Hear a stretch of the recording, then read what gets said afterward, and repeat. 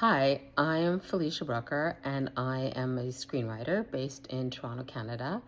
I have been a professional screenwriter for almost 20 years, and today I want to pitch you my story called Under the Hand. It's a story that is inspired by the life of my great-grandmother, Faggy.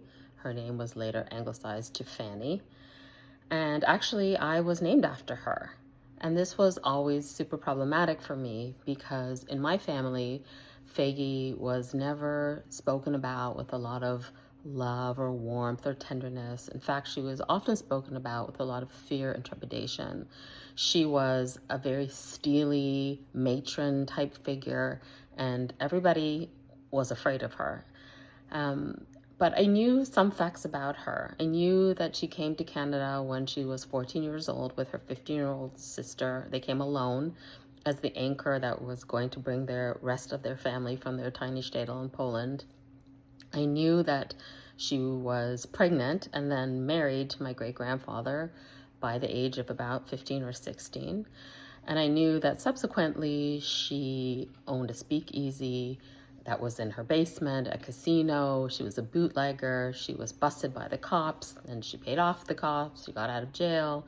She continued being a bootlegger.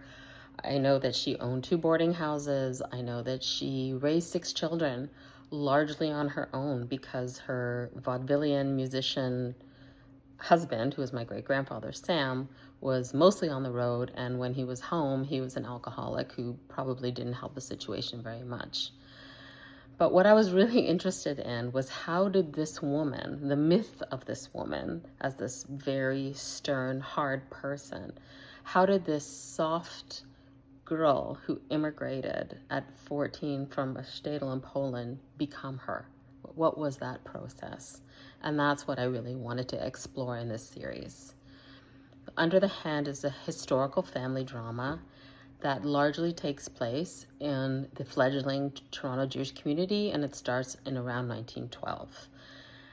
And it also takes place largely in Toronto's forgotten Jewish underworld. So Toronto at that time was really seen as Toronto the good. It was very Protestant, it had this Victorian sensibility, a lot of temperance.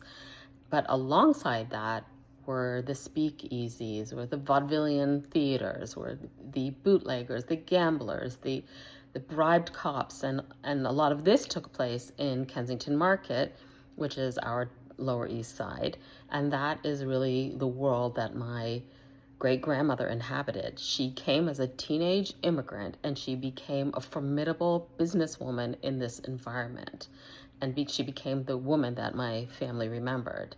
So how did Faggy Fruchtman become Fanny Skye?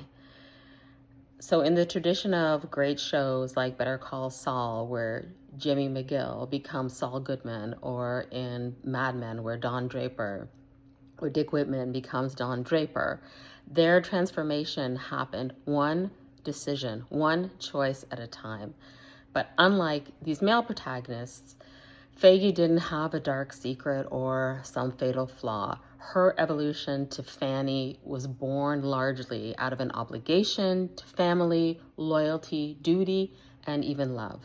This was very specific to her femaleness, to her era, and also to her Jewishness. So the show is really about how love and duty and survival transform someone one impossible choice at a time. Now, I tried writing this show many years ago, or a show like it set in this world with a character who was inspired by my great-grandmother, but I just couldn't do it. I was really trying to explain Judaism. I was trying to explain Toronto. I was trying to explain the Jewish immigrant experience, which I saw firsthand from my other grandparents who were Holocaust survivors and moved from Poland. And I was trying to make everyone comfortable. But now I am a much more confident and more experienced writer, and I really trust the specificity of this story. And I don't want to explain this world anymore. I just want to invite the audience into it and trust that they're going to find their footing. And especially after October 7th, I really feel the need and desire and permission to dig into the specificity of Jewish stories and of the Jewish experience without having first to universalize them. The universality is baked in, but it's not by design. I grew up in a very Jewish family, very culturally Jewish and also religiously. That was something that was very central to us and was always present in my home. I lived in Israel. I studied law there. I was drafted to the army there. I lived on a kibbutz for many years. And Jewish storytelling is so important to me. I'm also raising 3 Jewish children. And for me, this isn't just a story. This is also about reclaiming a piece of Jewish and Canadian history that has really never been told. And especially now, Canadians need to know the Jewish part of their story. So Under the Hand tells the story of one remarkable woman, but it also reminds audiences that communities aren't built by myths. They're built by real people making impossible choices.